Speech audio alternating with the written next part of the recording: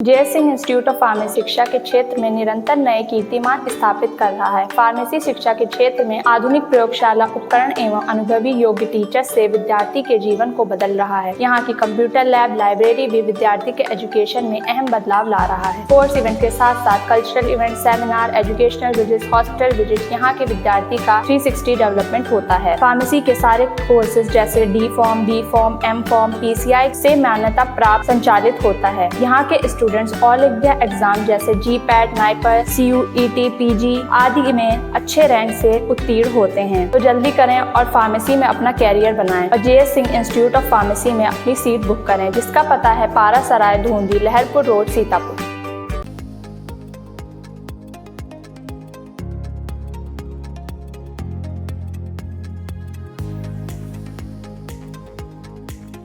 Strong commitment. Thank you very much for the opportunity given. माननीय सदस्यगण, जो भी budget पर अपना लिखित भाषण देना चाहते हैं वे सभा पटल पर दे सकते हैं। माननीय सदस्य श्री अखिलेश यादव जी।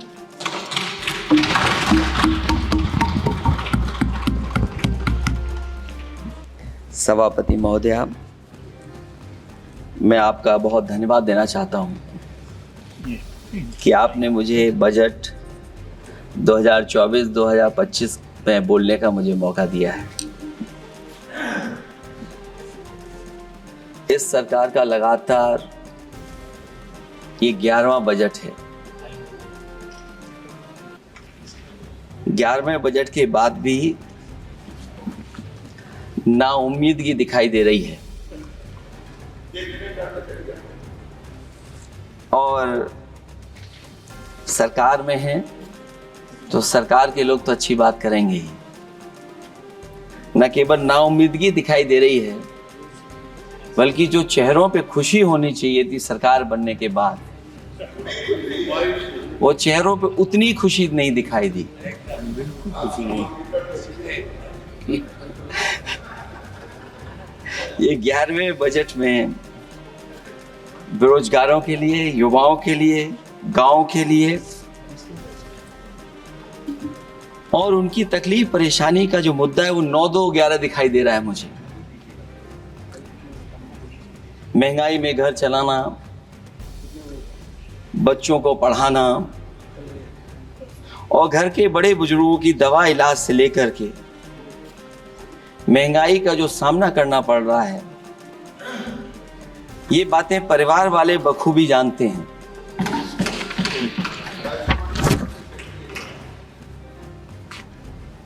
मैं जब सत्ता पक्ष के लोगों के जो आंकड़े देखता हूं और सुनता हूं, अगर इतना सब कुछ 10 साल में अच्छा हुआ है तो आप हंगर इंडेक्स में कहां खड़े हैं?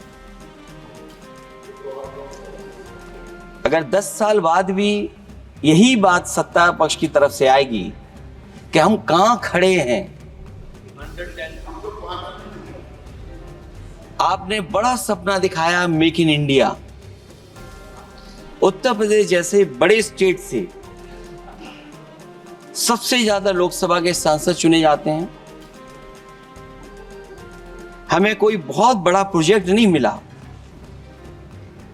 कोई बड़ा प्रोजेक्ट नहीं मिला। प्रधानमंत्री जी मिले हमें। और अगर कोई सभापति महोदय कोई बड़ा प्रोजेक्ट मिला हो 10 साल में, कोई IIM मिला हो, कोई IIT मिली हो और जो IIIT किसी समय पर उत्तर प्रदेश को मिली थी, क्या उसमें क्या सहयोग सरकार की तरफ से हुआ है? न केवल ये संस्थाएं बल्कि गवर्नमेंट जो एजुकेशन की इंस्टीट्यूशंस हैं वो सेंट्रल की तरफ से कौन सी नई आ गई? मेडिकल के क्षेत्र में कोई बड़ा संस्था आई हो? जो 2 एम्स आए हैं, मुझे याद है कि रायबरेली का एम्स भी समाजवादी सरकार में जमीन दी गई, उसके परिणाम है कि वह एम्स बन गया।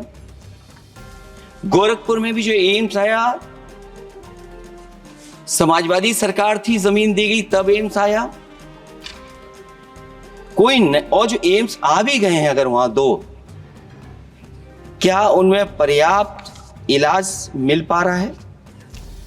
केवल यही नहीं, मेक इन इंडिया सपना तो ये दिखाया गया था कि अगर प्राइवेटाइजेशन हो जाएगा तो नौकरियां मिल जाएंगी।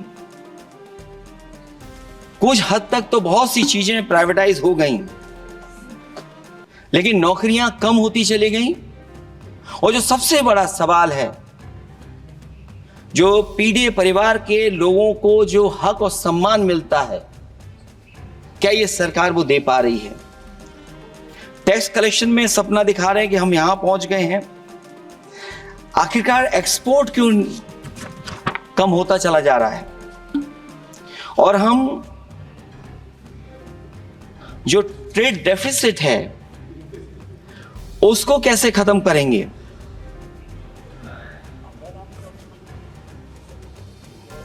दस साल में अगर हम वहीं के वहीं खड़े हैं और कोई ऐसा कुछ न दिख रहा हो, और परिणाम जो रिजल्ट आए हैं यूपी के, उसमें दिखाई दे रहा है कि आपने कितना काम किया है।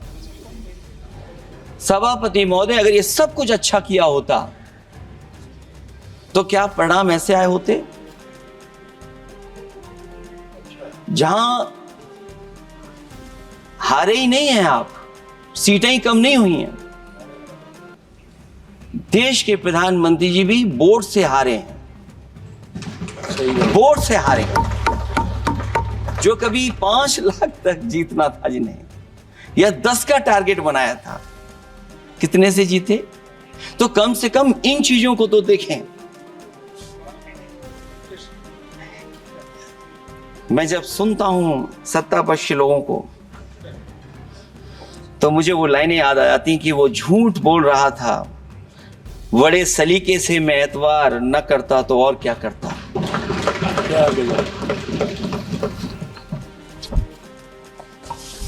मुझे याद है कि देश के प्रधानमंत्री जी ने जनकपुर में एक झंडा दिखाया था और उस बस में 35 लोग बैठ करके अयोध्या आए थे। सभापति महोदय, उस समय भी मैंने मांग की थी कि जहां से जनकपुर से यात्रा शुरू हो रही है और अयोध्या तक बस से लोग आएंगे तो पता नहीं कितने घंटों में आएंगे। मैंने मांग की थी कि वहां से लेकर के अयोध्या तक एक्सप्रेसवे बनना चाहिए, कि कम से कम जो जनकपुर से आए और अयोध्या दर्शन करने आ रहे हैं और बस से आ रहे हैं, कम से कम उनकी तकलीफ परेशानी तो कम होती। जो आप कहते हैं कि एफडीआई बहुत आया है, मैं अभी सुन रहा था, कहा कि टेलीफोन बनने लगे। टेलीफोन बन नहीं रहे हैं, मोबाइल बन नहीं रहे हैं।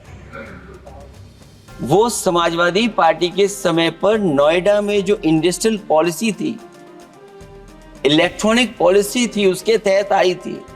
वो इंडस्ट्री जितनी आई है उस समय उस पॉलिसी के तहत आई और बन नहीं रहा है, मेक इन इंडिया नहीं हो रहा है।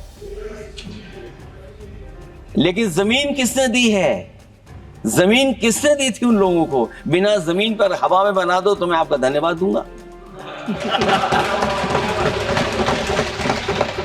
उस पॉलिसी के तहत वो झूठ बोल रहा था बड़े सलीके से। आप कह रहे हैं कि एफडीआई लाए हैं हम लोग। एफडीआई, अगर पूरे देश का हम एफडीआई देखें तो उत्तर प्रदेश को कितना एफडीआई मिला है? सभापति महोदय, अगर 1% से ज्यादा भी एफडीआई उत्तर प्रदेश को मिला हो तो बताइएगा आप। जो प्रोजेक्ट डिले हो रहे हैं, जिसकी वजह से कॉस्ट ओवररन हो रही है, उसका जिम्मेदार सभापति महोदय कौन है? डबल इंजन की सरकार है। लखनऊ में भी सरकार आपकी है, दिल्ली में भी सरकार आपकी है। आखिरकार ऐसा क्यों हो रहा है? और आज ही जब सदन में सभापति महोदय हम लोग आए हैं तो एक और रेल एक्सीडेंट की खबर सुनी है। जब से ये सरकार आई है, रेल एक्सीडेंट्स और पेपर लीक में कंपटीशन चल रहा है कि कौन आगे जाएगा।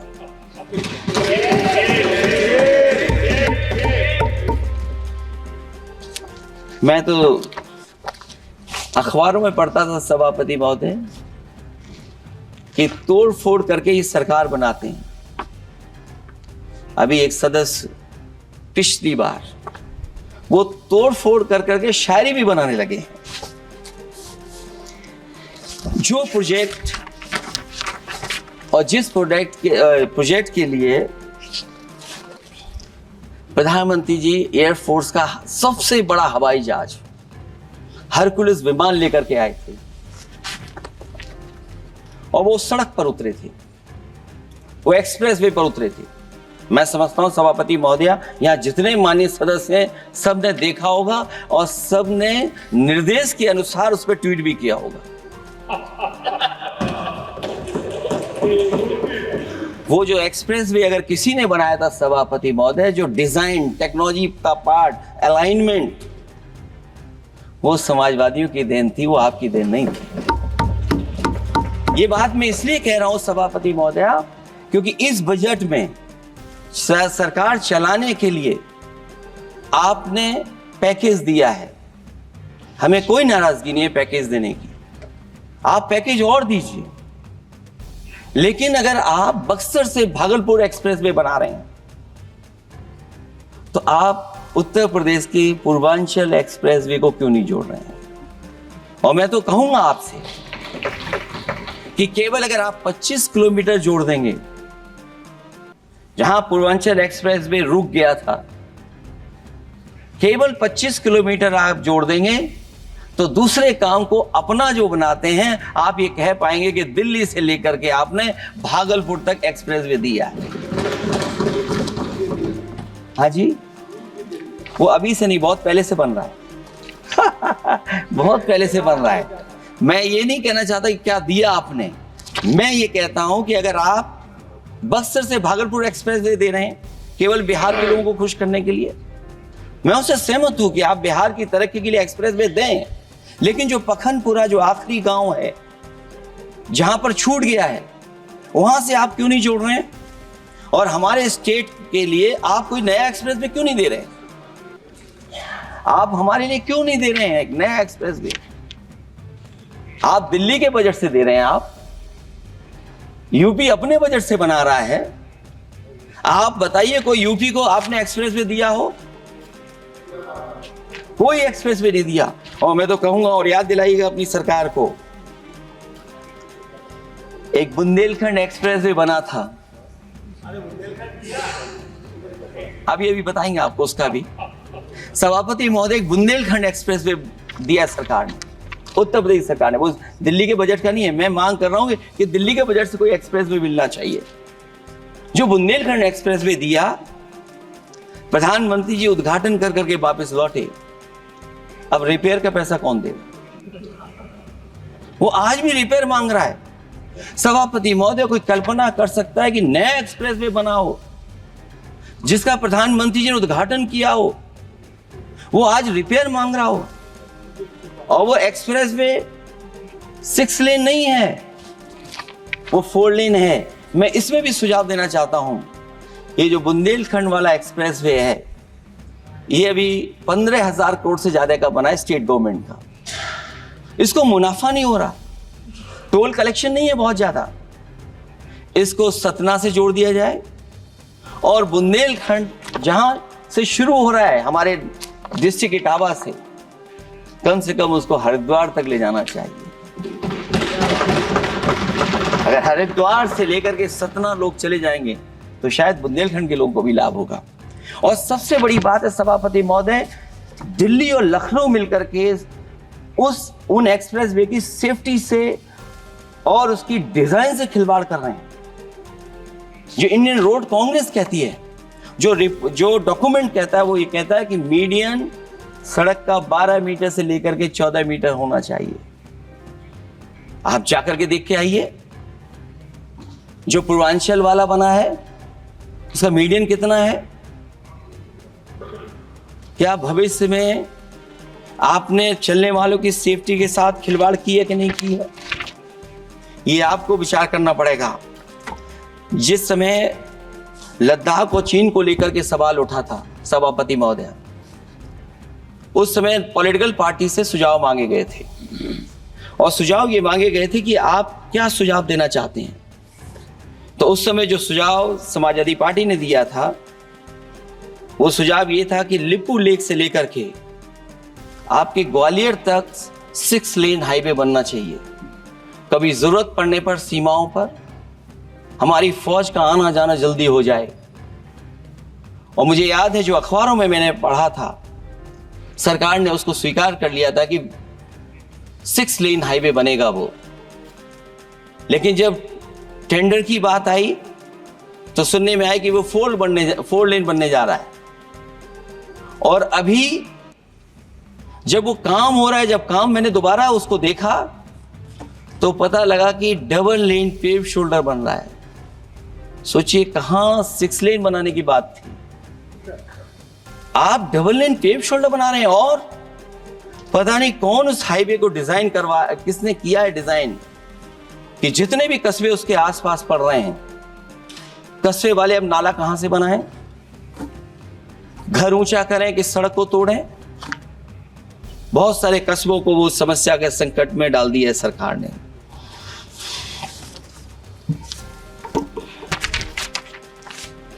जो सरकार मंचों से ये कहती थी कि हम किसानों की आय दोगुनी कर देंगे,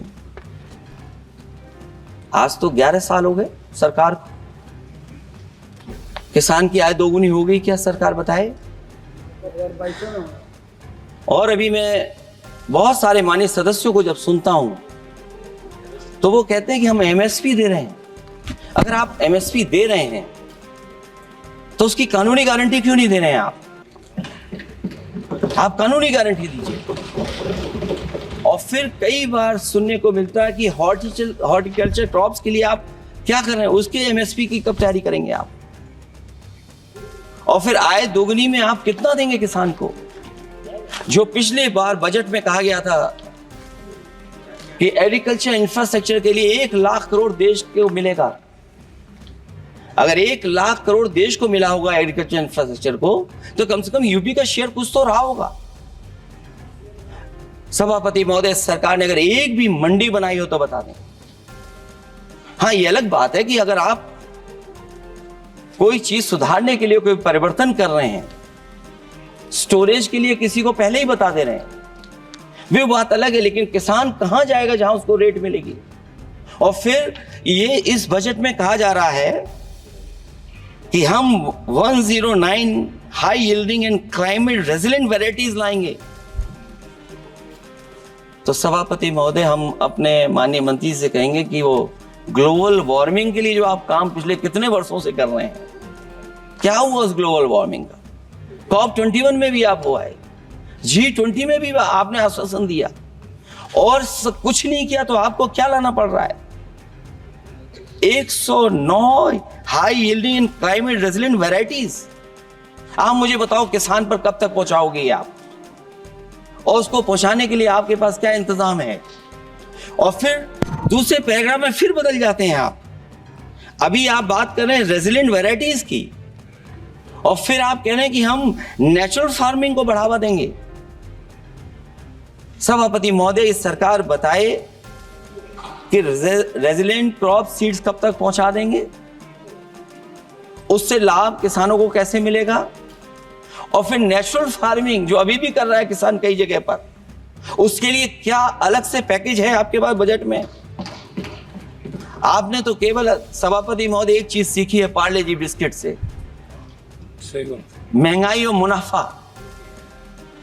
इस सरकार ने 10 साल में डीएपी की बोरी को और खाद की बोरी को छोटा कर दिया। इससे और ज्यादा छोटा मत करना आप। और आपने डीएपी, जब किसान डीएपी लेने गया तो सरकार ने कहा कि बिना नैनो यूरिया के आप नहीं मिलेगा आपको। मैं सरकार से जानना चाहता हूं कि नैनो यूरिया से क्या लाभ पहुंचा है किसानों को, ये बताइए। नैनो यूरिया से क्या लाभ पहुंचा है सरकार बताए।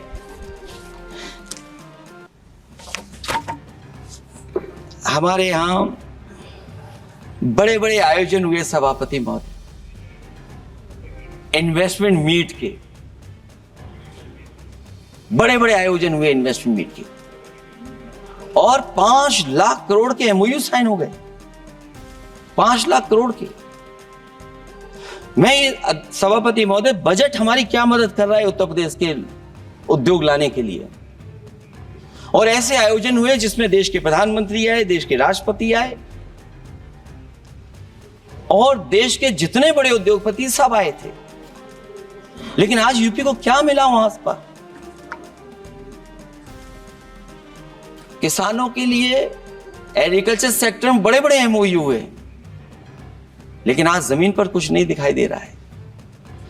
मुझे याद है समाजवादी सरकार में, क्योंकि देश का सबसे ज्यादा उत्पादन दूध का अगर कहीं हो रहा है तो उत्तर प्रदेश में हो रहा है, और उस उत्पादन को बढ़ावा देने के लिए और इन्वेस्टमेंट लाने के लिए उस समय की सरकार ने फैसला लिया कि अगर बाहर से भी कोई डेयरी या डेयरी प्लांट लगाना चाहेगा तो उसमें सरकार सहयोग करेगी।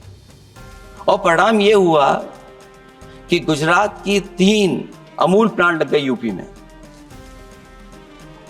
तो मैंने उद्घाटन किए, एक डेयरी से हुआ तो देश के प्रधानमंत्री जी ने किया। लेकिन उसके बाद कोई नया प्लांट आया हो तो बता दें। जो अमूल से पुरानी संस्था है, क्या उसका सहयोग कुछ करेंगे आप लोग? क्या आप पराग का सहयोग करेंगे कुछ? न केवल दूध उत्पादन में उत्तर प्रदेश आगे है, बल्कि चीनी में और गन्ने की पैदावार में भी कभी आगे कभी पीछे होता है। किसानों को भरोसा दिलाया गया था तो उनकी भी आय दोगुनी हो जाएगी, उनको भी बहुत सुविधाएं दी जाएंगी, बिजली फ्री दी जाएगी।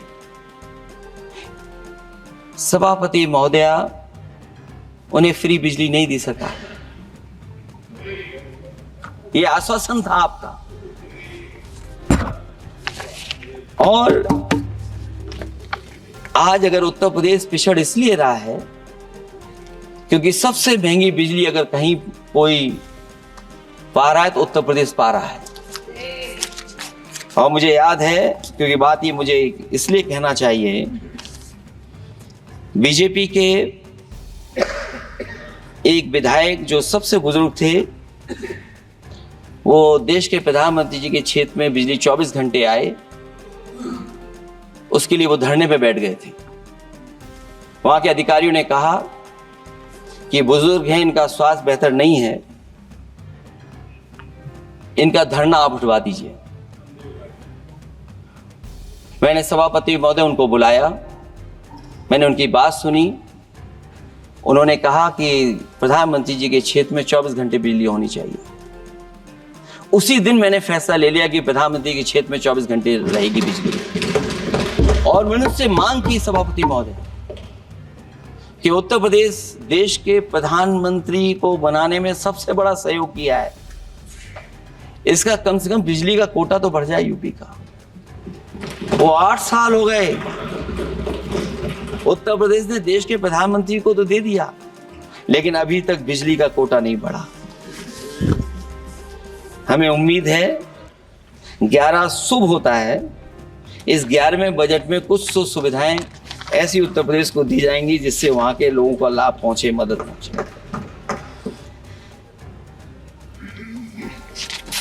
जहां किसान आत्महत्या कर रहा है,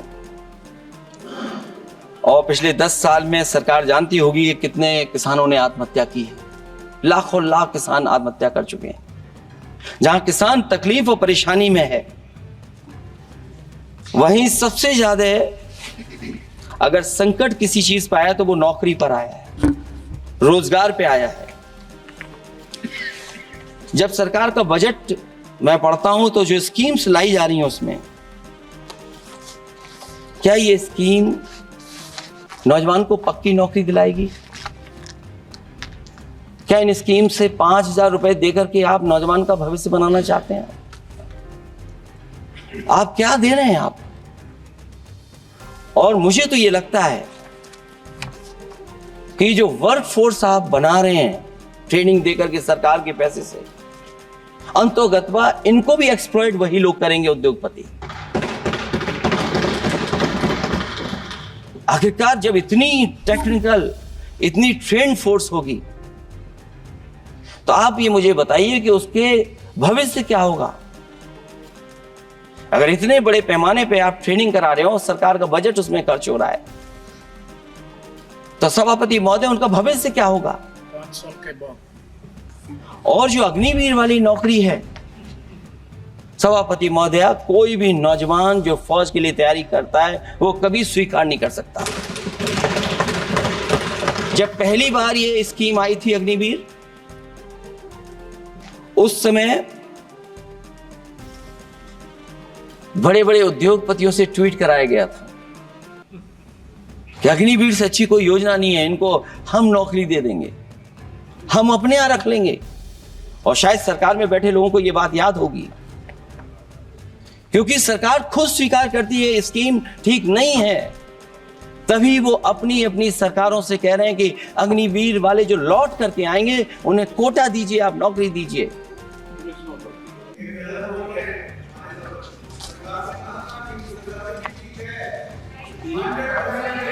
नहीं ठीक है, नहीं ठीक है, नहीं ठीक है। सभापति महोदय, मैं बैठ जाता हूं, आप खड़े होकर के कह दीजिए अग्निवीर व्यवस्था अच्छी है। मैं इस सभा में खड़े होकर कहता हूं, उस राज्य से आता हूं, हिमाचल प्रदेश से, जिसने पहला परमवीर चक्र विजेता मेजर सोमनाथ शर्मा दिए। कारगिल के युद्ध में सबसे ज्यादा शहीद होने वाले हिमाचल प्रदेश के वीर नौजवान थे। 4 परमवीर चक्र विजेता हुए, उसमें से 2 कैप्टन विक्रम बत्रा और सूबेदार संजय कुमार हिमाचल प्रदेश से हुए। और मैं कहता हूं, जी हां, जो लंबे समय से मांग थी 1 रैंक 1 पेंशन की, किसी सरकार ने पूरी नहीं की, वो नरेंद्र मोदी जी की सरकार ने यहां पर पूरी की है। और मैं एक बात और कहता हूं, अखिलेश यादव जी सुन ले, अग्निवीर में 100% एम्प्लॉयमेंट की गारंटी है और रहेगी। माननीय सदा साहब अपनी बात सभापति महोदय, जो मैंने बहुत छोटा सवाल पूछा था, मैं दूसरी बात कहता हूं। अगर ये जो बात आप कह रहे हो, तो आपको जरूरत क्यों पड़ रही कि आपको उत्तर प्रदेश में और प्रदेशों में कोटा देना पड़ रहा है 10%? सभापति महोदय, बैठिए। सभापति महोदय, जहां तक परमवीर,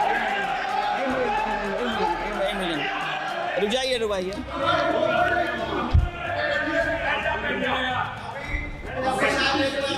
अरे सुनिए दो। माननीय सदा साहब अपनी सभापति महोदय, चैल जानते हैं आप कहाँ हैं? चैल जानते हैं आप कहाँ हैं? कभी गए हो उस मिलिट्री स्कूल में? मैं खुद मिलिट्री स्कूल का पढ़ा हूँ। और आप परमवीर चक्र की बात कर रहे हो, तो हम भी तमाम नाम गिना सकते हैं। माननीय सदस्यों से मैं आग्रह कर रही हूँ, आपस में चर्चा न करें। ये सभापति महोदय, जी 1 मिनट से भी कम, मैं आपके सामने कहना चाहता हूं, ये तो केवल मिलिट्री स्कूल गए हैं। मैं आज भी टेरिटोरियल आर्मी के 124 रेजिमेंट में कैप्टन के रैंक पे अपनी सेवाएं दे रहा हूं। अखिलेश जी केवल ज्ञान मत बांटिए, राहुल गांधी जी के साथ बैठकर अब वहां बुलाने का झूठ बोलने की आपको आदत पड़ गई है। प्लीज बैठिए, प्लीज। माननीय सदस्य से मैं आग्रह कर रही हूं, आप अपनी बजट पर चर्चा करें। सभापति महोदय, आपका समय पूरा हो गया है, प्लीज कंप्लीट करिए। सभापति महोदय, मैं इसलिए नहीं कह रहा, मैं क्या बात कहना चाहता हूँ, शायद मंत्री जी नहीं रहे इसलिए तकलीफ परेशानी ज्यादा है। और आप, अरे हमारा दर्द नहीं समझोगे, हम आपका दर्द चेहरे से पढ़ते हैं। अच्छा, दर्द मैं बताता हूँ। माननीय सदस्यों से मैं आग्रह कर रही हूँ, सभापति महोदय, दर्द मैं बताता हूँ। दर्द में बताता हूँ। बजट पर चर्चा करिए, जब से- माननीय सर, प्लीज जब बजट पर चर्चा सभापति करिए, जब प्लीज। दर्द में बताता हूँ, देखिए दर्द बात पहुंचेगी कि नहीं पहुंचेगी। सभापति महोदया, उत्तर प्रदेश से जब से हारे हैं तब से कोई नमस्कार नहीं कर रहा है। तकलीफ वो है आपको। कंप्लीट करिए। वो माननीय वीडियो सर, हमने प्लीज देखा कंप्लीट है करिए, प्लीज कि कंप्लीट कोई किसी को नमस्कार नहीं कर रहा है, कोई किसी को देख नहीं रहा है। चलिए, धन्यवाद माननीय और जो अपने आप को बहुत ताकतवर कहते थे, बहुत ताकतवर कहते थे आप अपने आप को, जिसने हराया उसको नहीं ये हटा पा रहे हैं। अब बात समझ में नहीं आई ना? माननीय सर, जिसने हराया उसको नहीं हटा पा रहे। और अगर माननीय सदस्य, सभापति प्लीज, महोदय, माननीय अग्निवीर सदस्य। व्यवस्था समाजवादी लोग स्वीकार ही नहीं कर आप सकते। बजट पर पूरी अपनी बात सभापति रखिए। महोदय अग्निवीर स्वीकार नहीं कर सकते। आप अपनी जब भी चर्चा हम रखिए, सत्ता कोई में दिक्कत आएंगे, नहीं। साल 2 साल, ये चलने वाली सरकार नहीं, ये गिरने वाली सरकार है, याद रखना आप। माननीय सदस्य, और देखिए, आप क्यों नहीं समझ रहे हो? साइकिल हमारा चुनाव चिन्ह है, साइकिल ही आपको सरकार चलवा रही है। जिस दिन साइकिल हट गई, आप कहाँ बैठे मिलोगे? और दूसरे हमारे साथी हैं जो हमें लेकर के यहाँ लाए थे। माननीय हम यहाँ सदस्य से मैं छूट आग्रह गए, कर वो रही चले हूँ, गए वहाँ। कंप्लीट करिए। सभापति प्लीज, महोदय, प्लीज, मैं कंप्लीट एक करिए, प्लीज, कंप्लीट। 2-3 बातें कहता हूँ यूपी को बिल्कुल। लेकर के, मैं मांग करता जी, हूँ। कंप्लीट करिए आप। सभापति महोदय, चंबल एक्सप्रेसवे बनना चाहिए, क्योंकि देश का सबसे बड़ा एक्सप्रेसवे जो 1 लाख करोड़ का बना है, वो दिल्ली मुंबई से है। और यूपी को क्यों नहीं जोड़ रहे हैं आप? गंगा को लेकर के सब चिंतित हैं। गंगा की सफाई अभी नहीं हुई है। जो बजट गया पता नहीं कहां चला गया, किसी को नहीं पता। जैसे पानी बहा वैसे ही बजट भी चला गया। दूसरा, क्योंकि मंत्री जी बैठे हैं, वो जानते होंगे मंत्री जी कि देश की सबसे अच्छी लाइन सफारी बनी है इटावा में, और उस लाइन सफारी को बनाने में हम लोगों को बहुत समय लगा, क्योंकि एक लाइन सफारी, एनिमल सफारी अगर बननी हो, उसको बनाने में बहुत टाइम लगता है, बहुत जगह से परमिशंस लेनी पड़ती हैं। हम लोगों को परमिशंस नहीं मिली, और क्योंकि वो प्रोजेक्ट अच्छा है, एशियाटिक लाइन्स की ब्रीडिंग शुरू हो गई वहाँ पर। ये सरकार इसलिए नहीं शुरू करना चाहती है क्योंकि वो समाजवादियों ने बनाई है। पहली बार देश में एशियाटिक लाइन्स पैदा हो रहे हैं। नहीं, वहाँ पर इटावा में पहली बार हो रहे हैं, और वो इसलिए नहीं शुरू कर रहे हैं। और वो शेर मैं बता दूंगा आपको, शेर आया था कि कोई और आया था, वो कहानी मैं नहीं पढ़ूंगा यहाँ पर। फिर मैं बोल दूंगा तो फिर कहोगे कि क्या बोल दिया मैंने, इसलिए मत बुलवाइए तो ही अच्छा है। कि कुछ तो धन्यवाद रिश्ते माननीय बने सदस्य, रहें। धन्यवाद। कुछ मत बुलवाइए मुझसे। सभापति महोदय, मैं ये कहना चाहता हूँ कि लाइन सफारी, एनिमल सफारी उस क्षेत्र की, यूपी की प्राइड है वो, कि पहली बार ब्रीडिंग सेंटर एशियाटिक वहाँ पर बन गया है। दिल्ली की सरकार और यूपी की सरकार मिलकर के उसको शुरू नहीं होने दे रही। मुझे उम्मीद है कि उसको शुरू करवा देंगे आप। और आखिरी में मैं कहता हूँ, चलते चलते आप 2 लाइनें कहता हूँ। बुनियाद को नकार कर जो इमारतें उठाएंगे, हम भी देखते हैं वो किस मंजिल तक जाएंगे। धन्यवाद। बहुत बहुत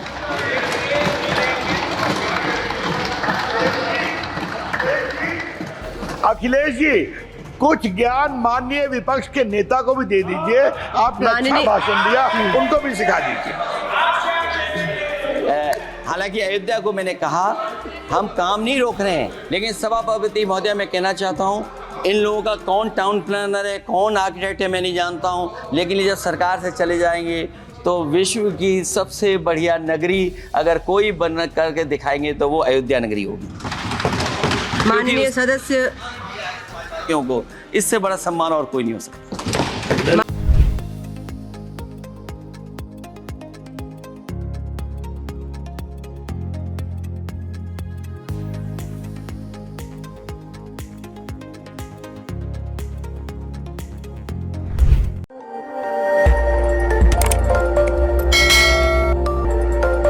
खबर आपकी, नजर हमारी।